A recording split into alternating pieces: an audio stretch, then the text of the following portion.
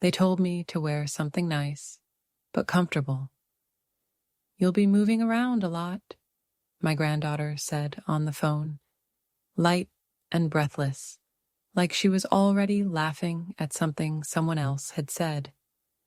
I clutched the receiver tighter. "Of course, sweetheart," I managed, though my stomach turned with something I didn't have words for yet. The invitation had come weeks earlier. No return address, just a printed card, elegant and pale pink. "Emily and Ryan invite you to celebrate their wedding." No mention of family, no Grandma Mary in the handwriting. Just my name, like I was a client. Still, I went shopping. Not because I was expected to, but because I wanted to feel like myself again. I chose the navy dress, the one with the satin hem and pearl buttons, the one Frank used to say made me look like a Kennedy. I laid it out on the bed beside my old camera, the one I'd carried to every recital, every birthday, every scraped knee that needed documenting, and beside it, wrapped in blue velvet, the heirloom locket. 3 generations pressed in one tiny oval. It was meant to be passed down today, but when I arrived at the venue, camera in hand, something felt wrong. The planner gave me a quick glance and said, "You're the photographer, right? We'll need you by the arch at 2:45 for bridal party shots." No hello, no handshake. I blinked. "I'm the grandmother," I said softly. But she was already walking away, clipboard bobbing behind her like a flag of busyness. Inside, the tables sparkled under glass chandeliers. Rose gold place cards, name after name in calligraphy. My eyes skimmed the rows. No Mary, no Grandma, just the absence where I should have been. "Sorry, Nana," Emily said when I asked, her voice cheerful, efficient. "It's just tight seating, but you'll be moving around, right? You always get the best shots." I smiled, or tried to. My mouth curved upward, while something inside me sagged. I wasn't here to celebrate. I was here to work. I was their lens, not their legacy. They hadn't saved me a seat. So I wandered, silently, taking photos of the bouquets by the windowsill, the lace trim on her veil, the shoes she'd slipped off in the corner of the bridal suite. No one said thank you. No one asked me to join in. I wasn't in a single frame. At one point, I asked someone, a girl with a headset, where I could place my bag. She pointed without looking. "Storage closet by the kitchen." The ceremony began. I stood in the back, camera in hand, watching my granddaughter walk down the aisle while guests dabbed tears from their cheeks. Mine stayed dry. The lens between us felt like a wall. It reminded me of another time, years ago, when she stood on stage in her first school play. "That's my Nana," she'd shouted from the curtain, proud and loud and beaming. I had been front row that day, camcorder clutched like treasure. Now I was in the shadows, and she didn't look back. At the reception, a little girl, maybe 5, tugged at my sleeve and asked about my camera. I knelt beside her, let her press a button. "Are you taking pictures for your family?" she asked. I smiled gently. "Not today." I found a quiet moment between the chaos, after the makeup artist had left, but before the florist finished pinning greenery to the arch. I stepped into the bridal suite, camera hanging from my shoulder, clutching the small velvet box I'd carried in my purse since morning. Inside it, the locket nestled against a bed of satin.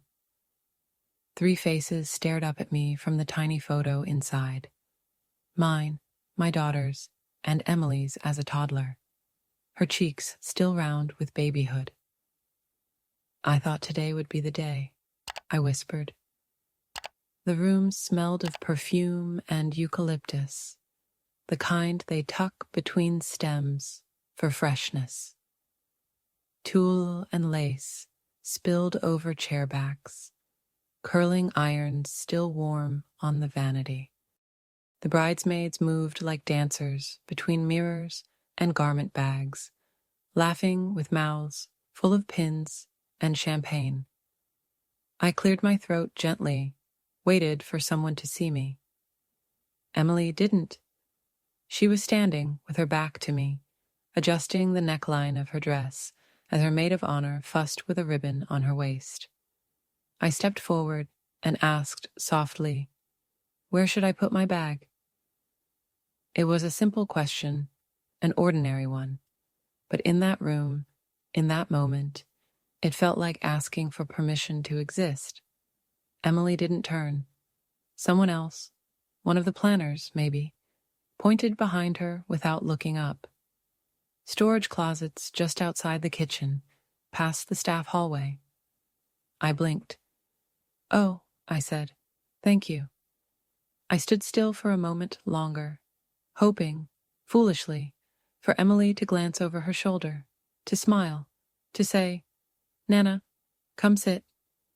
But she didn't.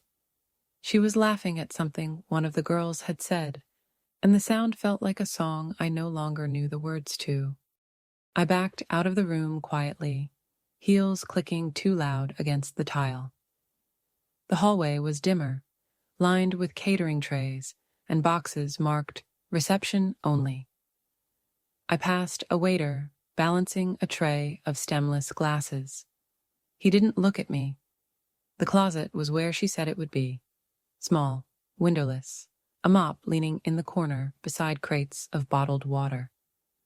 I set my purse gently on a cardboard box, the velvet locket box beside it. For a moment, I hesitated. Should I leave it there? No, not yet. I slipped the locket back into my pocket and closed the closet door behind me. Back in the hallway, someone called out, "Photographer, over here, please." I turned instinctively. The planner waved me over toward the staircase, where the groomsmen were lining up for their portraits.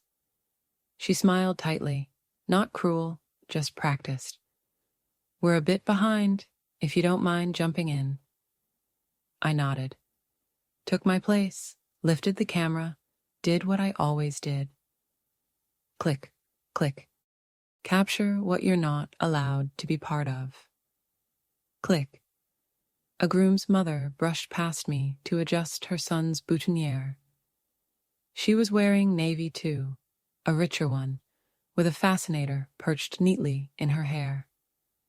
Her husband stood beside her, beaming, one hand resting on her lower back as they posed together with the groom. Emily's father and stepmother arrived minutes later. They were ushered in warmly.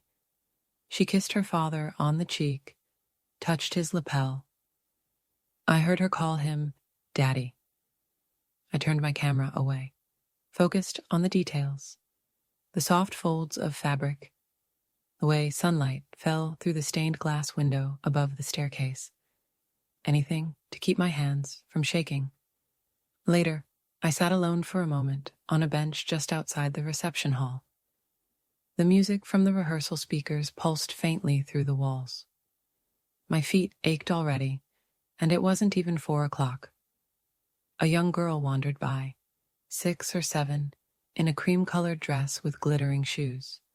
She paused, wide-eyed, staring at my camera. "Are you taking pictures for your family?" she asked. I smiled, kneeling down. "Not today." She tilted her head. "Then who for?" I didn't answer, just showed her how to press the shutter, watched her delight as the click echoed. When she ran back to her mother, I stood and looked through the camera's viewfinder again. Everything looked perfectly framed, beautiful even. But I wasn't in any of it. They say small things don't matter, that it's the big moments you'll remember, the kiss under the arch, the first dance, the cake. But I think the small things are where the truth settles, where it hides in plain sight. I was holding my camera in one hand and my purse in the other when I realized I had nowhere to go. The bridal suite was full, not with people, but with noise. Hairdryers humming, laughter echoing, champagne corks popping. The kind of room that spills with energy, where everyone belongs to someone, except me. "Excuse me," I said, my voice feather soft. No one heard. I cleared my throat, a little louder this time. One of the bridesmaids glanced over, the tall one with the ringlet curls and perfect posture, and blinked like I'd startled her. "Oh, are you the photographer?" I smiled. "I'm Emily's grandmother."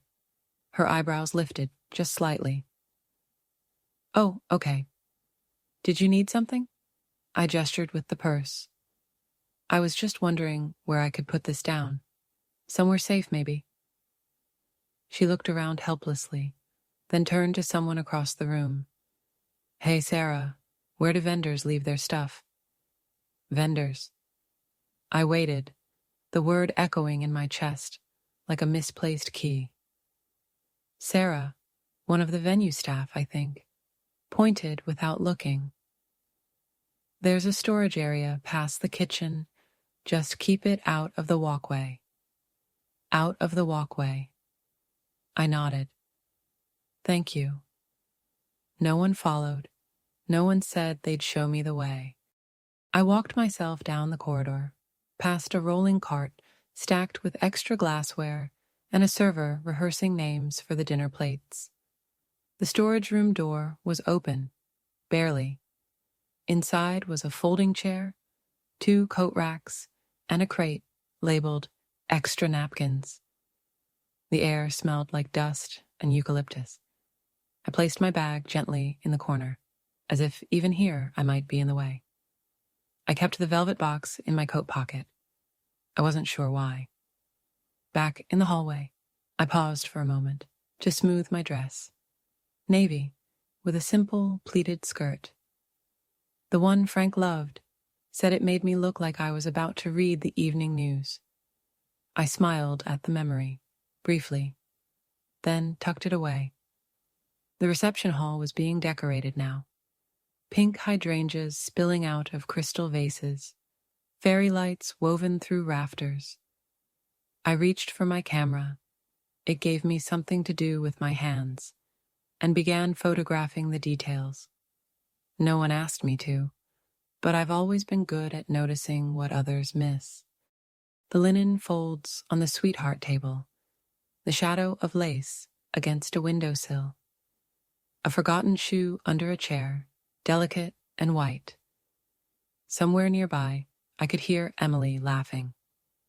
Not the laugh I remembered, the one from when she was 7, knee-deep in a backyard sprinkler, shrieking like the world was made of joy. This one was practiced, polished, a social laugh. I followed the sound back toward the bridal suite. The door was ajar. Inside, Emily stood in front of the mirror, veil pinned and flawless, surrounded by curls and compliments. A woman with a headset adjusted the bustle on her dress. "You look incredible," she said. "Absolutely perfect." Emily smiled.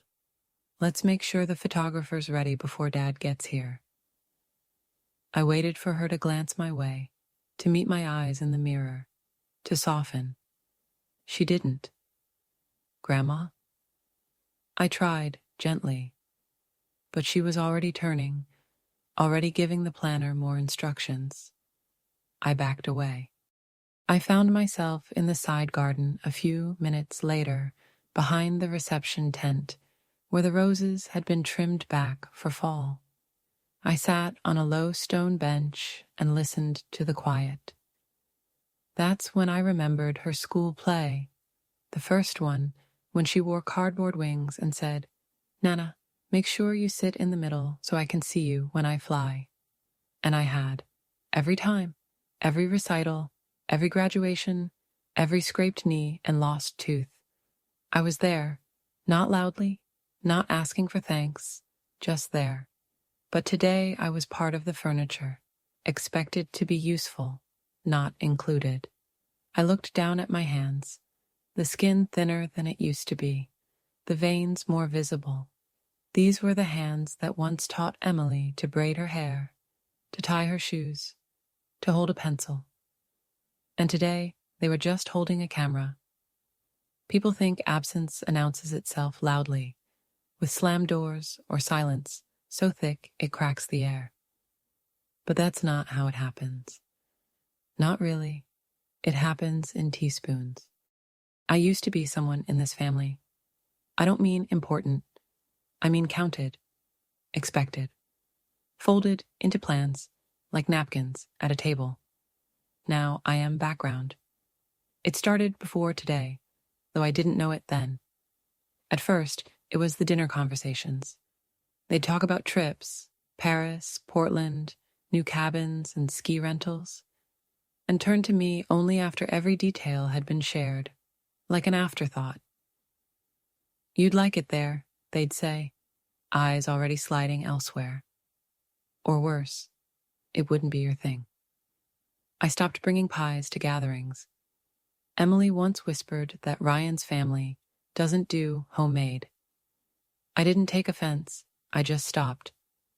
The pie dish stayed in the cupboard, a thin layer of dust beginning to form on the edge. When birthdays came around, I started mailing my gifts. Handed to the receptionist if they worked, left on porches if they lived far. I'd watch for the thank you texts, the ones that sometimes came 2 days late and always said too much and not enough. Thanks for the gift, Nana. So thoughtful. As if a locket holding her grandfather's picture was a gift card from a pharmacy. I remember when Emily used to call me from the bus stop, breathless, urgent, 5 years old, and full of drama. Nana, guess what happened today? And I'd listen. I always listened. Now my phone sits quietly on the kitchen counter all day. It buzzes for promotions, for weather alerts, for reminders about prescription refills. But not for Emily. Not lately. This morning, before I left for the wedding, I made coffee the old way. Not the pod machine my son bought me for Christmas. So much faster, Mom. But the percolator. The one Frank gave me in 1973, still humming gently, still too slow for modern life. I made toast with raspberry jam, cut diagonally, poured the coffee into a china cup, blue with faint cracks, sat at the table alone. The wedding album sat there too, still wrapped in brown paper. I'd planned to gift it to Emily at the end of the night. A leather-bound book with thick archival pages, the kind that holds a lifetime, not just a season. I'd already labeled the first page, Emily Ryan, October 12th. I'd imagined her fingers tracing the edge of the cover, eyes widening at the detail. Nana, it's beautiful. That's what I pictured. That's what I let myself believe. Now, I wasn't so sure she'd even notice it. Back in the present, the ceremony had ended. Guests flowed toward the reception tent, and I followed. Not because I had a seat, but because someone had to document the laughter. Can you grab a wide shot of the dessert table? Someone asked, handing me a checklist. I nodded.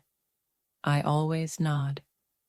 At the reception, I stood near the dance floor, adjusting camera settings while music played overhead. They didn't play our song, the one Frank and I used to waltz to in the living room. But then again, no one asked me what I'd suggest. I watched as Emily danced with her father, then her stepmother, then Ryan's mother. Everyone took a turn, except me. I don't think she meant to leave me out. That's the hardest part. When someone forgets you on purpose you know where you stand. But when they forget you naturally, like a coat they didn't realize they were still wearing, that's when it hurts in places you didn't know could bruise. I kept moving, took photos of place settings, of grandparents I didn't know, of bridesmaids linking arms. A little girl tugged on my dress hem again, the same one from earlier. "Did you eat cake yet?" she asked, smiling, icing already on her cheeks. "Not yet," I answered. "You should," she said. "My mommy said it's the best part." I nodded again. I wouldn't eat cake. I wasn't hungry anymore. I slipped into the bathroom near the back hallway, the kind that smells faintly of roses and soap. It was quiet. I locked the stall and sat down, more to rest my legs than anything else. My knees ached, and my back was beginning to stiffen. I reached into my purse and pulled out the velvet box. Inside, the locket gleamed, nestled like a secret. 3 faces stared up at me, younger, warmer, blurred by time, but still familiar. My mother, me, Emily, a chubby-cheeked toddler on my lap. I had meant to give this to her during the father-daughter dance. I imagined slipping it into her hand, whispering, "It's yours now," watching her eyes well up with gratitude. But I didn't think she'd notice. Not tonight. Not with everything so beautifully arranged without me. I closed the box, sat there a moment longer, holding it in both hands like a fragile truth. Then I stood, washed my hands, and looked into the mirror. The dress still fit, still elegant. My lipstick hadn't smudged. The pearls caught the light gently. I looked fine, presentable, invisible. Outside, someone announced cake was being served. Cheers echoed. I didn't go back to the reception. I walked quietly down the hallway, past the flickering sconces, past the fire exit. I found the bridal suite, now dim and empty, the train of Emily's dress tossed across the chaise lounge. I placed the box on the vanity. No note, no explanation. Some things don't need them. The night air had cooled by the time I reached the parking lot. Music drifted behind me, faint, muffled by the walls. Laughter rolled through the open windows like a song from another life. No one noticed I'd left. I paused by a tree near the valet circle, leaned gently against the trunk. My feet throbbed in my shoes. I could feel the start of a blister forming just above the heel. I bent to slip them off and stood barefoot for a moment, my hands still cold despite the warmth in the air. And that's when it came to me, uninvited, but not unwelcome. A memory, sudden and vivid, like a photograph sliding from the back of a drawer. Emily, 7 years old, in her lavender Easter dress, running barefoot through the garden with a paper crown slipping down her forehead. Her cheeks flushed, a dandelion clenched in her small fist. It was the spring pageant at St. Luke's. She'd begged me to sew her wings. Real ones, Nana, not from the store. I stayed up late, stitching layers of tulle and wire, my fingers sore, my glasses sliding down my nose. But she'd lit up when she saw them. "They're real," she squealed, throwing her arms around my waist. That night, I arrived an hour early, took my seat in the front row, 4th chair from the aisle. I remember because I'd placed a program on the seat beside me to save it for Frank. He didn't make it in time, stuck at work, but I stayed, holding the program like a promise. The curtain rose, and there she was, center stage. Wings crookeder, crown askew, but smiling like the sun had chosen her alone. When she spotted me in the crowd, she didn't wave, she beamed. Her whole face lit up. She leaned toward the microphone, and just before reciting her line, whispered into the air, "That's my Nana, Aha. After the show, I took her for ice cream. She picked vanilla with rainbow sprinkles and sat across from me in the booth, swinging her legs and licking her spoon like it was her job. "You'll be at my wedding, right, Grandma?" she asked between bites. I laughed. "That's a long way off." "But you will, right?" Her voice lowered, suddenly solemn in that way only children manage, all seriousness wrapped in innocence. "You'll sit in the front," she added, "so I can see you when I walk down the aisle." I reached across the table and smoothed a curl behind her ear. "Of course, sweetheart. I'll be there." She smiled, like that promise was enough to make the future real. I held on to that memory longer than I realized. It became a small anchor in my mind, a flash of color in gray years. When she grew distant, first subtly, then unmistakably, I would remember that booth, that whisper on stage, that dandelion pressed into my hand. Today, she didn't even glance toward the back, and I didn't sit in the front. I wasn't meant to. Still barefoot, I eased myself onto a bench near the valet station and stared at the evening sky. A single paper lantern floated up from the patio, drifting higher until it disappeared into the dark. Maybe it was meant to be symbolic, a wish, a release. I don't know if Emily had sent it up herself or if it was part of the planner's design, but I watched it rise anyway. I reached into my purse, not for my phone or my keys, but for a folded paper I kept tucked between receipts. The program from that old school pageant. I had saved it all these years. On the back, in purple crayon, Emily had written in wobbly letters, "To Nana, who makes wings real." I ran my thumb along the edge of the paper, smoothing it, remembering. She once believed I could make anything possible. She once believed I would always be there, and I was, just not in the way she'd meant. I sat in the hallway near the side entrance, not because I was tired, though I was, but because it was the only place that felt untouched by noise.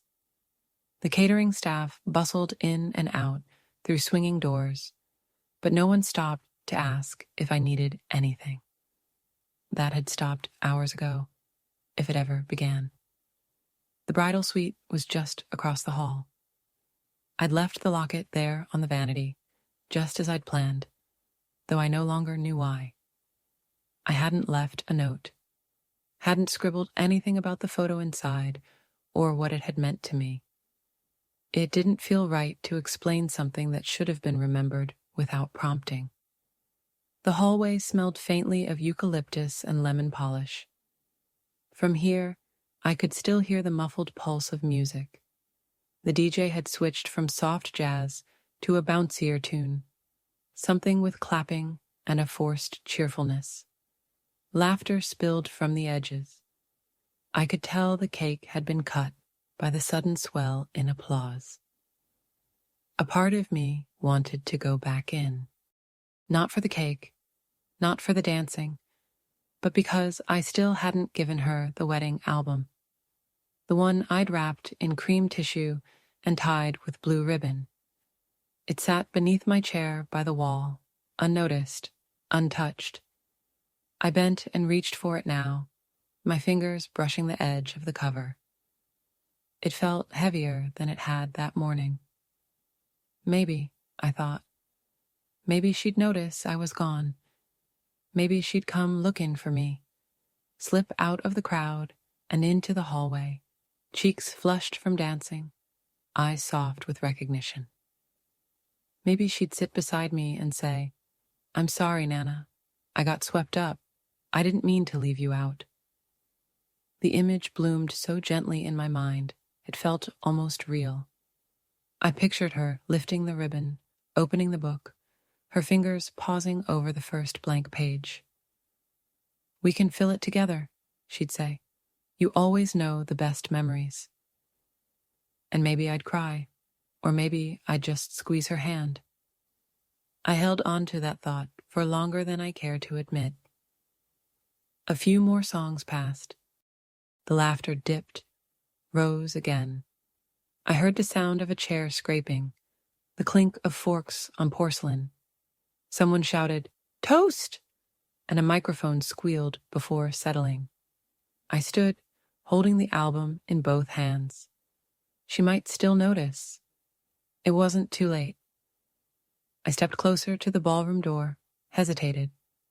Inside, the lights had dimmed, candles flickering on every table. Emily was at the head table now, her veil off, hair pinned back, eyes shining. She was laughing at something the best man had said. She looked radiant.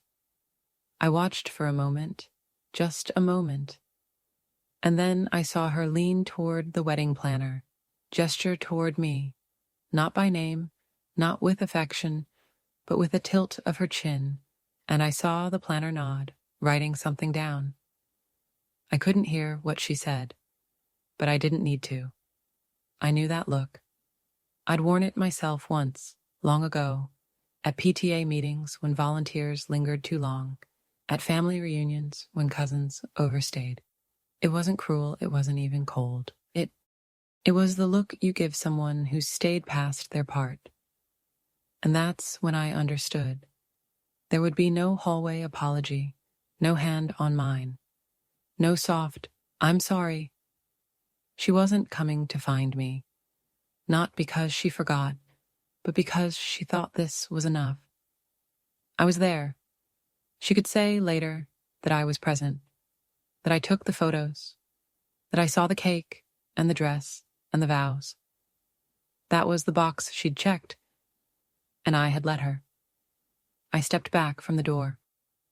My feet moved slowly, deliberately, as if the carpet had thickened under each step. The wedding album still rested in my hands. I turned it over once, twice. Then I slid it onto a side table, just outside the ballroom, beside a vase of white peonies and a tray of untouched hors d'oeuvres. Someone would find it. Maybe she would.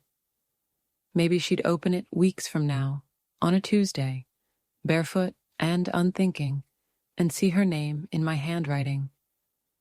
Maybe the blank pages would speak louder than any caption I could have written. Or maybe she wouldn't open it at all. Either way, I didn't need to know. I slipped out the side exit.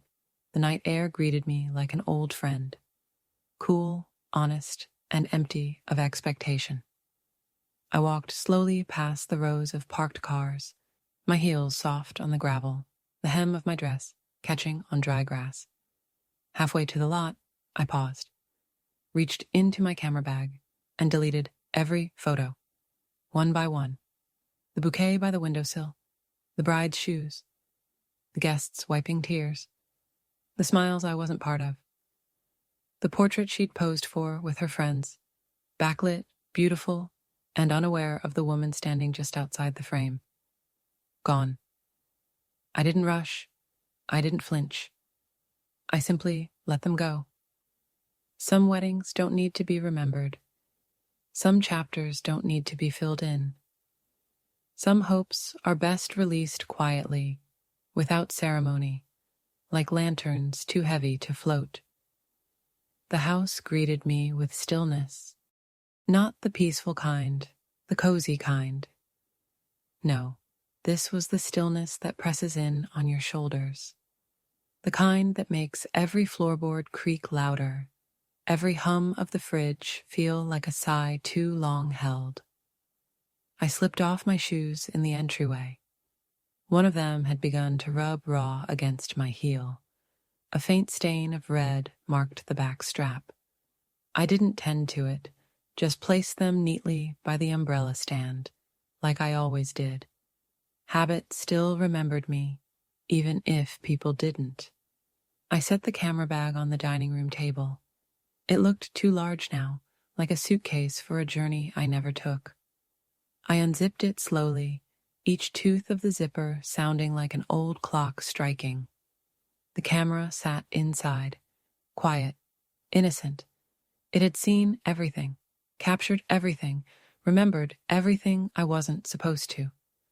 But now it remembered nothing. I'd made sure of that.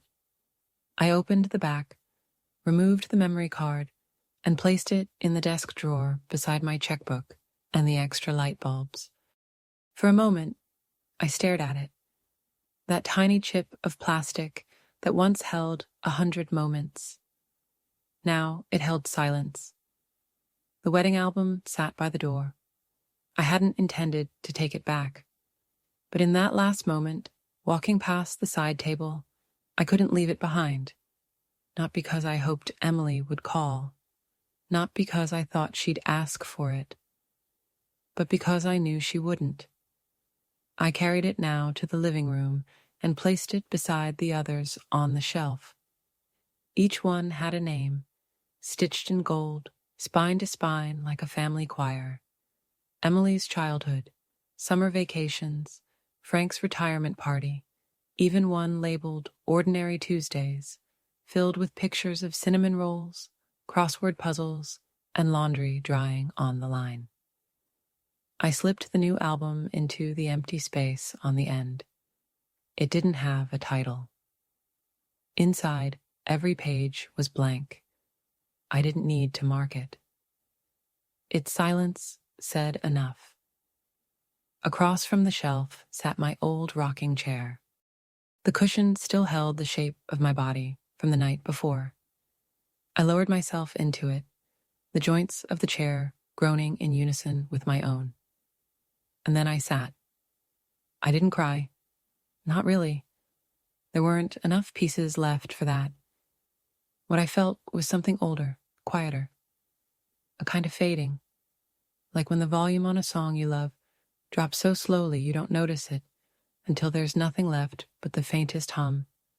And then that too goes. My hands rested in my lap. Hands that had held Emily when she was sick with chickenpox, that had packed lunches, hemmed dresses, baked cookies with initials and icing. Hands that had always been reaching, always offering. Now they just rested. Still, useless. The clock ticked in the hallway. Somewhere a neighbor's dog barked once, then fell quiet. I closed my eyes. Not to sleep, just to remember what it felt like to be seen. Not used, not thanked out of obligation. Just seen. Fully. Frank used to do that. I remembered once, early in our marriage, I'd burnt the toast, spilt the jam, snapped at him for leaving his socks on the floor. And he just looked at me and said, "You're here. That's the part that matters." No one says that anymore. Now it's, "Thanks, Nana. Can you take a few more photos?" "Thanks, Mom, but we've got it covered." "Love you, but the guest list is really tight." Tight. Always tight when it comes to space for me. But room enough for photographers, for friends, for strangers in matching dresses, for the planner with her clipboard, for the yoga instructor with the baby, for the caterer, for the florist, for the DJ, room enough for memories, just not the one who remembers them all. I looked across the room at the photo I'd taken down months ago, the family portrait above the mantel. It sat now in the corner behind the bookshelf, wrapped in a towel to protect the glass. I didn't put it back, didn't unwrap it. I wasn't angry, I was just tired. Tired of explaining the weight of empty gestures. Tired of reminding people I existed. Tired of showing up just enough to be convenient, then disappearing when comfort required it. And mostly tired of missing people who had already moved on from missing me. That's what this was, wasn't it? Not a fight, not a betrayal, just a quiet replacing. Someone younger, funnier, closer, more modern, more useful, less complicated. someone who didn't wear memories like perfume. I shifted in the chair and felt something in my pocket. The receipt from the photo album, still folded, still warm from my skin. I opened it. A string of numbers, a barcode, proof of purchase. I tore it down the middle and let the pieces fall to the floor. I didn't need proof. I was there, and I remember everything. It was after midnight when I made tea. I didn't drink. The steam curled upward like memory, soft and invisible. I stood in the kitchen, hands wrapped around the mug, not for warmth, but for anchoring. The refrigerator hummed in the corner. A clock ticked. My reflection in the dark window stared back at me with tired eyes and perfect posture, the kind you wear when you're too used to being polite. I didn't sit. I just stood there, the cup cooling in my palms, and let the quiet do what it does best, speak. It told me something had changed. Not just today, not just at the wedding, but slowly, over years, maybe even decades. Little by little, I had been stepping backward, offering space, lowering my voice, becoming useful instead of known. I had mistaken proximity for presence, thought being there was enough, that eventually someone would turn around and say, "There you are, I see you." But they never did. And now I had become the photographer in the back. I had let them write that role for me, not with cruelty, but with ease, with efficiency, with polite omissions and tight smiles. "Of course you'll be there," they'd say, meaning in the background, behind the lens, behind the scenes. I'd spent the day capturing a celebration I wasn't invited to feel. And now, standing in my own kitchen, with the hem of my navy dress brushing against my ankles and pearls still cool against my collarbone, I realized I didn't want to feel like this anymore. I didn't want to be grateful for crumbs. I didn't want to rehearse being invisible. I didn't want to lower myself into usefulness like a job I never applied for. And above all, I didn't want to keep giving memories to people who didn't remember me. That was the turning point. No thunderclap, no slammed door, just a steady, silent truth unfolding like dawn across a dark room. Something had to change. I set the tea down, walked barefoot across the living room to the drawer beneath the phone, the one where I kept pens, batteries, and a notepad with half-faded ink from grocery lists long crossed out. I tore out a fresh page, wrote 3 lines at the top, what I gave, what I got, what ends tonight. I stared at the page for a long time, pen hovering. Then I began to write. What I gave.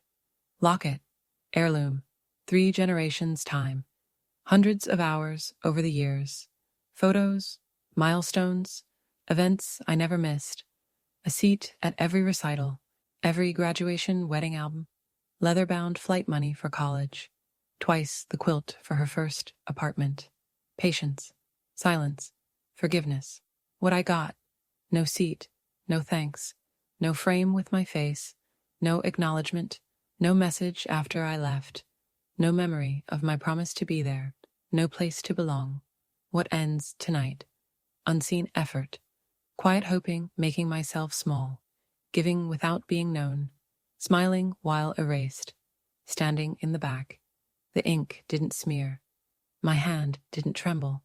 When I finished, I folded the page and placed it beside the wedding album on the shelf, the one with the blank pages, the one that would remain untouched. Then I stood still in the soft glow of the kitchen light. No plans, no speeches, just a quiet breath. I didn't need to call anyone, didn't need to send a message. This wasn't about them anymore. This was about me. Tomorrow would come. The phone might buzz with polite inquiries. Did you get home okay, Nana? Or thanks again for the photos. And I would answer or I wouldn't. That choice was mine now. I had spent too long waiting for recognition. But I remembered who I was. I remembered holding Emily in the middle of the night when her fever wouldn't break. I remembered patching dresses and dreams with the same steady hands. I remembered dancing in the kitchen with Frank, back when my name was more than just Mom or Nana, back when I was seen for who I was, not just what I gave. And I realized I wanted that woman back. Not the girl I once was. No, I wasn't chasing youth, but the woman who wore herself fully, who didn't need to ask for space because she knew she had it. That's who I would become again. Not loudly, not overnight, but surely, deliberately, starting now. The next morning arrived like any other. Soft light through the curtains, a breeze carrying the scent of dry leaves and early sun. Autumn had settled in overnight. The trees along the street wore gold and rust, and the birds sounded farther away than usual. But something was different. Not the world, no. The world went on the same. It was me. I moved more slowly, but not out of ache, out of intention. I folded the quilt at the foot of the bed with both hands, brushed my hair at the vanity, applied a touch of color to my cheeks. Not for anyone else, but because I used to do it for myself, and I remembered now what that felt like. After breakfast, toast again, raspberry jam, always diagonally cut. I returned to the living room. The shelf was just as I left it, albums stacked neatly, names stitched in gold. And there it was, the newest one, untitled, blank, silent. I slid it out and placed it on the coffee table, not with shame, not to hide it, but to acknowledge it. A record not of failure, but of fact. I had not been included. And I chose to remember it. That, in itself, was a kind of power. But it wasn't the only thing I planned to do today. I dressed in the Sam navy dress, not because I hadn't anything else to wear, but because it deserved a day where someone noticed it, even if that someone was only me.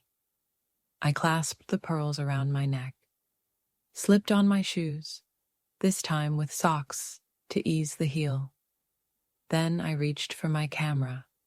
It was sitting on the desk where I'd left it, not out of sight, not buried. I cradled it in my hands, not with the reverence I'd once held for it as a tool to capture others, but with a new understanding. It could capture me too. The tripod took some adjusting. It had been years since I'd set it up for anything other than recitals or family portraits with timers and squirming toddlers. I dusted off the top, fastened the camera in place, and turned it on. I adjusted the angle, stepped back, marked the place on the rug where I'd stand, and then I did something I hadn't done in decades. I took my own picture, not for a passport, not for a family card, not to send to anyone, just me, centered, still, present.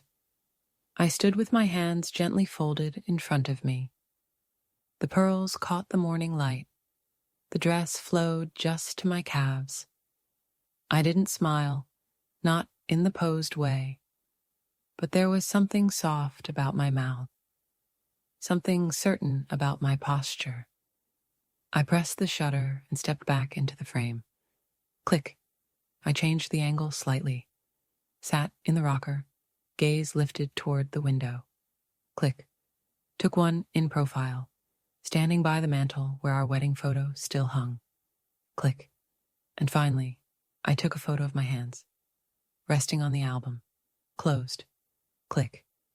It wasn't vanity. It wasn't even defiance. It was remembrance. I developed them myself. in black and white. There's something timeless about grayscale. It doesn't beg for attention. It just endures. When they were ready, I slipped them into the pages of the album. Not the one from the wedding. A new one. A smaller book. No title on the cover. But on the inside, I wrote, "This chapter is mine." Page 1, me, in the navy dress. Page 2, my hands resting on the album. Page 3, me at the window, hair caught in the light. I filled 10 pages that day, not to erase the past, but to claim a piece of it. Years from now, when someone opens this album, they won't find names of other people or events arranged around a woman in the background. They'll find me. They'll see who I was, how I stood, how I looked when no one was asking me to perform love or shrink for comfort. They'll see the woman who remembered herself, and that will be enough. Evening settled over the house like a shawl, soft and familiar. The windows glowed amber against the creeping dark, and the old lamp in the corner hummed its low, steady tune. Outside, wind stirred the leaves into slow spirals on the walk, and for a long while, I simply stood by the door and watched. My hands rested on the album, the one with the blank pages, its spine smooth, its weight oddly comforting. I dusted the shelf earlier, polished the wood, not out of routine, but ceremony. It felt important somehow to make space for what was next. The other albums stood like old friends, their years etched in gold, filled with life. You could flip through them and hear laughter, children splashing in lakes, candles blown out on chocolate cakes, Frank's warm baritone humming over kitchen radios. This one, though, this album held no voices, no names scrawled beneath photos, no photos at all, just clean, untouched pages, each one a gentle echo of everything I had once expected to place there. And that was the point. This album wasn't a placeholder for regret. It wasn't a protest or a punishment. It was a statement. It was what I wasn't given. It was the chair I didn't sit in, the locket unopened, the plate not set, the name not spoken. It was the silence between me and the wedding I had once been promised, the one where I would sit in the front row, where my hands would be held, where my presence would be seen not as labor, but as love. That wedding had never come, so this album would hold that truth. And nothing else. I walked to the shelf.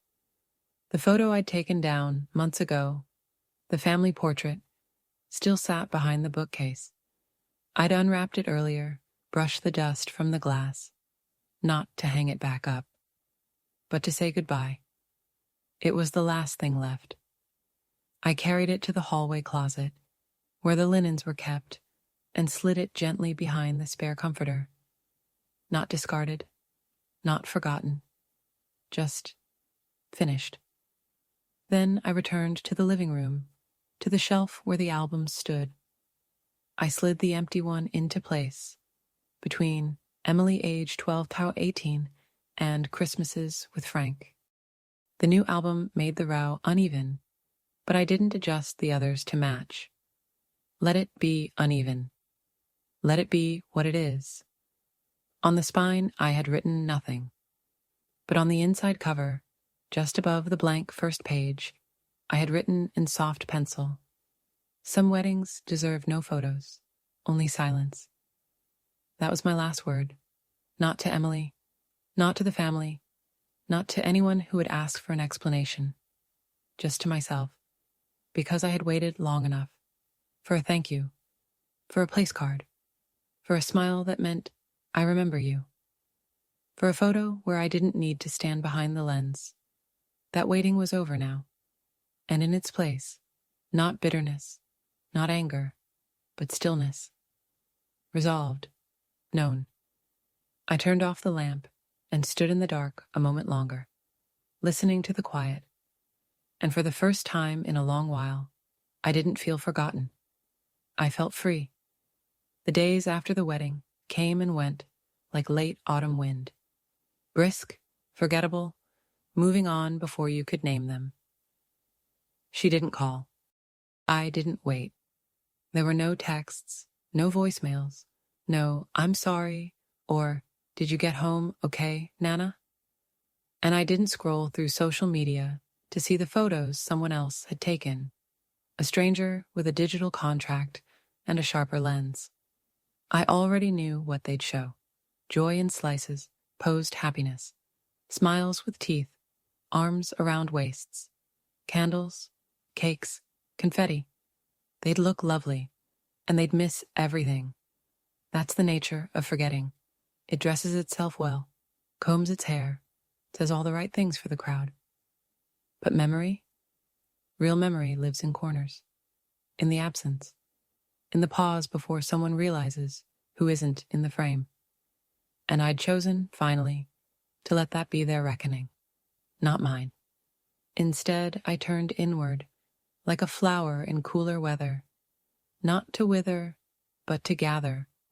I began taking walks again, long ones, the kind that pass mailboxes and fences and houses that haven't changed since Frank used to wave at the neighbors from the porch.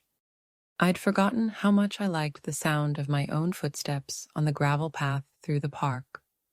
They reminded me of rhythm, of being somewhere on purpose. I picked up reading again, real books, not articles half-finished on a glowing screen. I reread old favorites and discovered new ones. I folded corners, jotted notes in the margins. One afternoon, I found a quote I hadn't remembered underlined before. Sometimes the most loving thing we can do is leave quietly when we are no longer heard. I read it 3 times. Then I copied it onto a note card and tucked it into the front of the album I'd made for myself. Not to explain, just to remember. One morning, I opened the linen closet and looked at the portrait again. I didn't hang it back up. Instead, I took it to the local frame shop and had it resized. The new version fits on my bedside table. Smaller, less grand, but closer. In that photo, Emily is 8. She's missing a front tooth and holding a popsicle in one hand and my pinky with the other. I'm laughing. Frank is in the background, mid-blink, mouth open like he's about to say something. That's the memory I chose to keep. Not the wedding, not the blank space at the table, but this, one summer afternoon, long before they learned how to be busy. I placed the photo beside a small vase of dried lavender and a copy of a poem Frank once wrote me. My world, it turns out, is still full of presents, just quieter than it used to be. And in that quiet, I found something I didn't know I'd been missing. I found myself. Not the version they needed, the helper, the sitter, the recorder of others' joy, but the woman who existed before she became useful. The woman who hummed while making coffee, who walked barefoot on warm grass, who wore navy not for approval, but because it made her feel beautiful. I hadn't seen her in years, and she was still here. On the first day it snowed, I brought the new album to the living room, the one I'd filled with photos of myself. I placed it on the coffee table, beside the others. Let them see it. If someone asked, I'd tell them, that one's just mine. No apology, no invitation, just truth. Somewhere in another town, Emily was probably flipping through her wedding photos. Maybe she noticed the missing shots, the unrecorded toasts, the unframed smiles. Maybe she asked, did Grandma take any? Maybe she didn't. Either way, I was no longer waiting for that moment. Because the most remarkable thing happened once I stopped chasing recognition. I started recognizing myself. and that was more than enough. Final line, optional. I may not be in their pictures, but I was here, and I remember everything.